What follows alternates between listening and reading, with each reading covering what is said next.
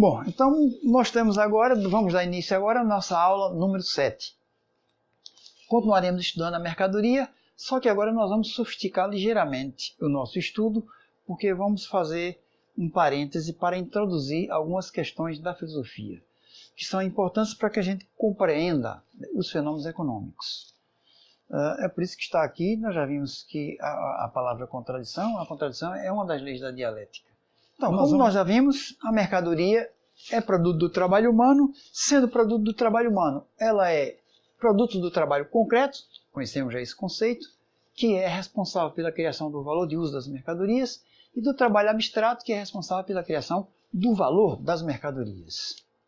Ora, valor e valor de uso, portanto, eles existem na mercadoria ao mesmo tempo, ou seja, estão em unidade. O que é que significa? Nós estamos utilizando aí o conceito filosófico de unidade. É que eles existem simultaneamente. O que quer dizer que se uma coisa, um produto do trabalho humano, não tiver valor, ele não é mercadoria. Por outro lado, se esse mesmo produto do trabalho humano não tiver valor de uso, ele também não é mercadoria.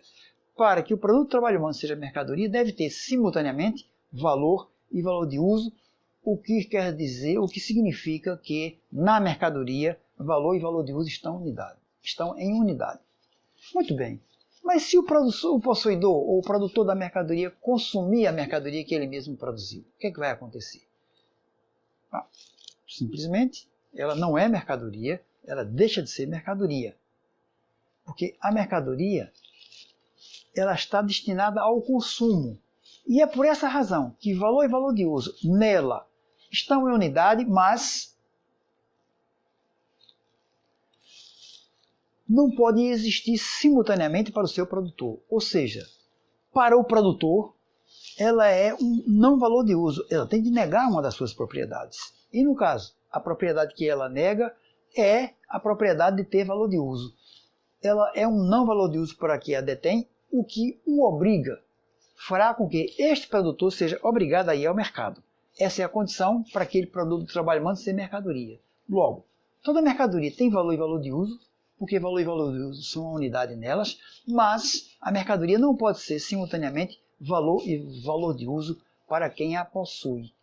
Porque se esta unidade for prevalecer, esse bem, a partida, deixa de ser mercadoria, se for consumida pelo seu próprio produtor.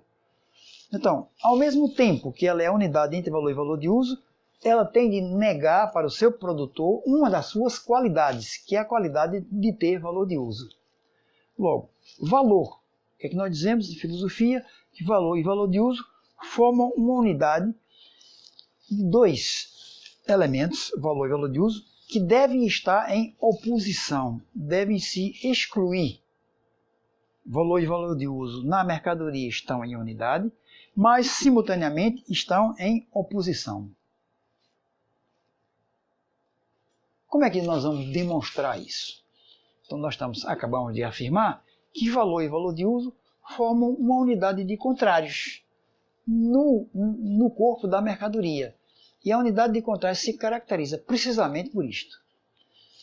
Dois elementos. Nós vamos mostrar aqui, utilizar a filosofia, e o tipo de raciocínio que nós vamos fazer aqui é um raciocínio lógico formal para mostrar precisamente aquilo que nós vimos no caso da mercadoria. Como é que a gente demonstra isso? Aí não há, sendo dois elementos, para eu demonstrar que eles formam uma unidade de contrários dialéticos, eu preciso, primeiro, provar que eles existem simultaneamente, portanto, eles formam uma unidade. Então, vejam bem, isso é um exercício filosófico. Eu afirmei que a mercadoria é uma unidade formada pelos contrários dialéticos, valor e valor de uso. Eu importei da filosofia, no caso da lógica formal, da lógica dialética, esta afirmação. Isto é um raciocínio lógico dialético. Então agora eu quero demonstrar que na mercadoria valor e valor de uso formam uma unidade de contrários. E o processo de demonstrar isto é esse. Em primeiro lugar, eu tenho de demonstrar que os dois elementos, aí não há, no caso, valor e valor de uso, existem simultaneamente, formam uma unidade. E em seguida, eu tenho de provar que eles estão em oposição, em choque, que eles se excluem. Se eu conseguir provar isto, eu posso afirmar que os elementos A e não A formam uma unidade de contrários, ou uma contradição. Muito bem, então vamos fazer a demonstração. A primeira parte da demonstração é muito simples. Para demonstrar a primeira parte, basta observar a existência da unidade. Eu olho a unidade formada pelos dois e verifico o que acontece se desaparecer um dos dois. Então o que é que eu vou fazer? Vou observar uma mercadoria, vejo que ela só é mercadoria se tiver valor e valor de uso, e depois agora eu vou fazer desaparecer um e outro. Se eu fizer desaparecer o valor de uso da mercadoria, se eu olhar e a mercadoria não tiver mais nenhuma utilidade, o que é que acontece com a mercadoria? Quem quer comprar uma coisa que não tem nenhuma utilidade? Ninguém quer comprar, consequentemente, este objeto deixa de ser mercadoria.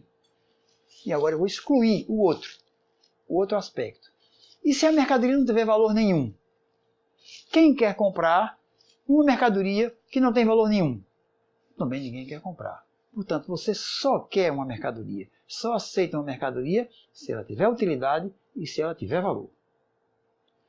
Isso é o que me permite provar a primeira parte. Para demonstrar a segunda parte é mais complicado, porque agora eu tenho de mostrar que valor e valor de uso são opostos. Eu tenho de mostrar que A e não A estão em oposição. Ora, como é que eu vejo a oposição? Se eu olhar para a mercadoria, não vou ver. Porque esta oposição é interna, é precisamente a oposição dos contrários que provoca o movimento e o desenvolvimento. Então ele está na essência do fenômeno, no conteúdo do fenômeno. E o conteúdo do fenômeno a gente não consegue ver se a gente olhar. Se eu olhar para uma mercadoria, eu não vou ver nunca. Eu vejo que ela tem valor de uso e valor, isso eu vejo. Mas que valor e valor de uso são opostos, eu não vejo. Então eu tenho de olhar o quê? Eu tenho de olhar o fenômeno em movimento. E vou na filosofia, mais uma vez, agora, não na lógica dialética, mas na lógica formal, encontrar a condição de oposição. A condição de oposição que me permite dizer que A e não A são opostos é uma condição que eu vou buscar na lógica formal. Não é uma conclusão feita a partir da lógica dialética. Muito bem, vejam bem. Nós estamos utilizando todas as lógicas que a filosofia conhece. A lógica formal e a lógica dialética. Portanto, os marxistas não são inimigos da lógica formal. Marx era um mestre nisso. Então ele usava a lógica formal até o esgotamento, e aí sim ele usava dentro dos seus pressupostos, dentro das suas limitações, e depois ele usava a lógica dialética além desses limites, que a lógica formal não podia mais acompanhar. Portanto, agora, para provar essa oposição entre A e não A, eu vou buscar a condição de oposição, que é a condição de terceiro excluído na lógica formal. Como é que eu vou fazer isso? O que é que dizemos na lógica formal? A e não A estão em oposição. Isto é uma definição da lógica formal. Se o elemento B qualquer do mesmo conjunto, ou é A, ou é não A. Então, eu tenho de escolher A e não A, depois eu tenho de escolher um elemento B, um terceiro elemento do mesmo conjunto, e verificar que este elemento B ou é A, ou é não A. Se eu provar isto, eu provo que A e não A são opostos. Isto é o exemplo de exclusão do terceiro. Entre A e não há uma terceira solução.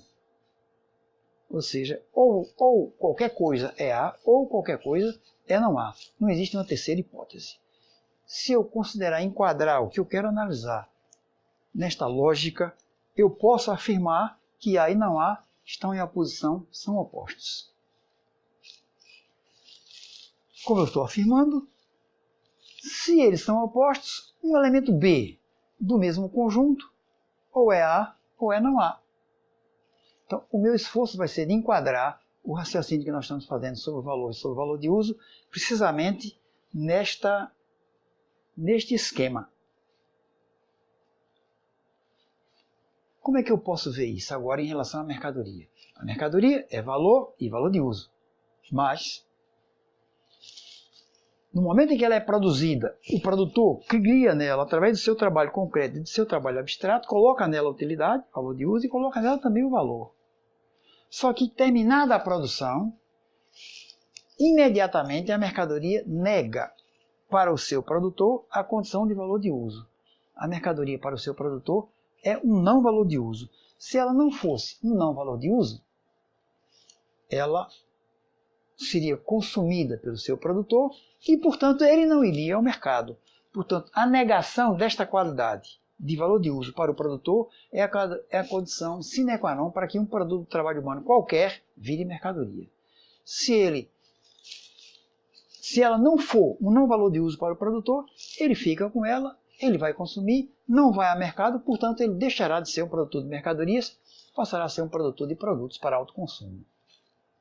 Portanto, o valor e o valor de uso, como nós vimos, guardam a unidade.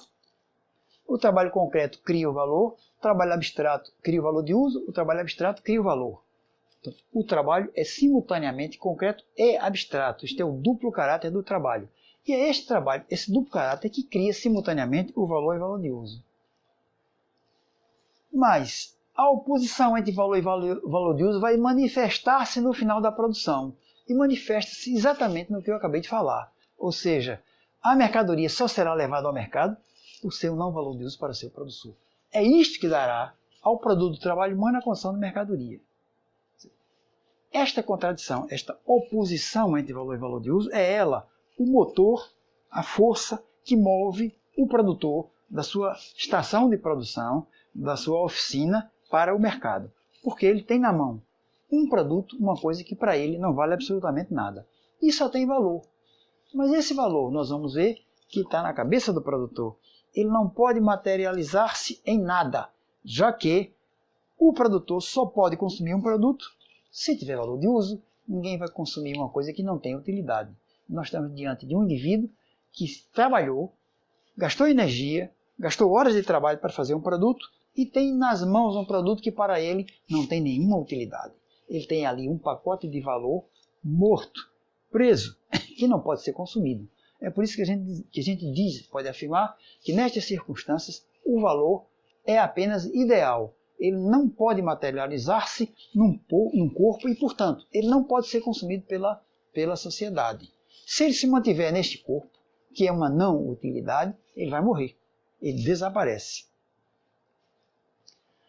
Portanto, a mercadoria é algo que contém valor para quem a produziu. Como nós concluímos, a mercadoria é, portanto, uma unidade de contrários formada pelo par valor de uso e valor. Ela deve ter valor e valor de uso, mas para o seu produtor ela tem de negar uma das qualidades. E a qualidade que ela nega é a qualidade de ser valor de uso. Aquele raciocínio que nós fizemos, que o elemento B ou é A ou é não A, o nosso elemento B, que é a mercadoria, nega uma das qualidades dela, que é o fato de ser valor de uso. Ela é um não valor de uso. E esta oposição que vai fazer com que o produtor se dirija ao mercado para trocar a sua mercadoria. Continuando. Por ser uma unidade de contrários, agora vão surgir alguns problemas. Quais são os problemas que surgem? Como obter algo útil? Como materializar o valor? Que forma ele deve assumir? Vejam bem, nós temos aqui a figura de um homem que tem na mão algo que é inútil, não tem qualquer utilidade para ele, mas ele sabe que tem valor, porque ele gastou energia para produzir aquele produto. Só que este valor está na cabeça dele. Ele sabe que aquilo tem valor, mas só que aquele valor não pode materializar-se nas mãos dele. Então, ele vai ter, como nós já vimos, já falamos, ele tem que sair de casa, ir para o mercado e no mercado ver se descobre uma coisa que tem utilidade para ele. Para então ele fazer a troca. E ao realizar essa troca, o valor que está na sua cabeça vai materializar-se no corpo da mercadoria que ele vai adquirir. Essa é a única maneira do produtor se livrar desta situação aqui. Ter nas mãos uma coisa inútil e quer adquirir uma coisa útil. Ter nas mãos, na cabeça, um valor ideal que não pode materializar-se. E esse valor tem de encontrar uma forma. A única maneira de se materializar é ele encontrar um corpo qualquer onde ele possa baixar, se materializar. Muito bem. Deslocamos o estudo então e as nossas dúvidas, a nossa discussão para a forma do valor. Se o valor não encontrar uma forma, ele não vai se materializar. Só que esta forma que ele deve procurar e deve encontrar tem de ser uma utilidade para o produtor. Portanto, a coisa está complicada. O valor só se materializa se o produtor descobrir uma utilidade para ele. Ou seja, o valor só pode se materializar num valor de uso, mas não no seu próprio valor de uso. Neste valor de uso ele já recusou. Ele disse que não. Aí eu não vou me materializar. Eu não reconheço esse valor de uso. Eu só posso me materializar em outro, o que faz com que o produtor vá para o mercado. Então, qual será o problema da forma do valor? Como é que o valor se materializa? A gente já viu isto. Onde ele pode ser encontrado? Essa forma de materialização pode ser encontrada. Onde é que ela se manifesta? Onde assume uma forma fenomenal.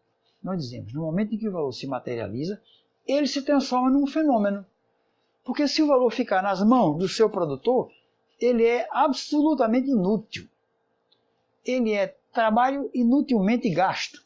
Aquela mercadoria não será consumida por ninguém, já que ela não pode ser consumida pelo seu próprio produtor, porque para ele ela é um não valor de uso. Nós temos aqui 3 questões a pôr, onde a forma do valor pode ser encontrada, onde a forma do valor se manifesta, onde é que o valor assume uma forma fenomenal. Por que eu falo em forma fenomenal? Porque todo fenômeno, antes de manifestar-se, antes de assumir uma forma de manifestação, ele existe potencialmente. Isso acontece, por exemplo, no relâmpago, no trovão. Quando se dá o relâmpago, significa que a energia que estava nas nuvens encontra uma forma de manifestar-se visível aos nossos olhos. Mas ela já existe antes, existe potencialmente. Aqui é a mesma coisa, nós temos nas mãos do produtor uma energia, uma quantidade de valor criada, mas que não pode se manifestar, já que ela está num corpo que é uma inutilidade. Então o valor tem de saltar e encontrar uma outra utilidade onde ele possa aparecer, onde ele vai encontrar uma forma fenomenal. E aí nós chegamos à conclusão final dessa nossa aula, que esta forma fenomenal é encontrada no mercado através do valor de troca. Foi precisamente o ponto de partida. Nós descobrimos a existência do valor, a essência do fenômeno, através da observação da sua forma, valor de troca. Então, nós fomos ao mercado, assistimos os valores de troca aparecer, vimos aqui o nosso mercado representado simbolicamente e chegamos a um paradoxo, que era A de M1 igual a B de M2, coisas qualitativamente e quantitativamente diferentes sendo comparadas. Isto não podia ser, tinha de haver um elemento comum. Iniciamos a investigação, recorremos à filosofia e terminamos descobrindo efetivamente que existia esse elemento. Esse elemento a gente chamou de valor. O valor, definimos que ele é determinado pelo tempo de trabalho socialmente necessário à sua constituição, não é? E, voltando à origem, este valor no mercado assume uma forma fenomenal, e esta forma fenomenal será precisamente através dos valores de troca das mercadorias. E com esta conclusão, encerramos a aula de hoje. Continuaremos na próxima vez e prometemos que da próxima vez a nossa aula será menos árida do que esta, porque vocês serão apresentados as figuras dos nossos produtores, conhecidos até agora como P1 e P2.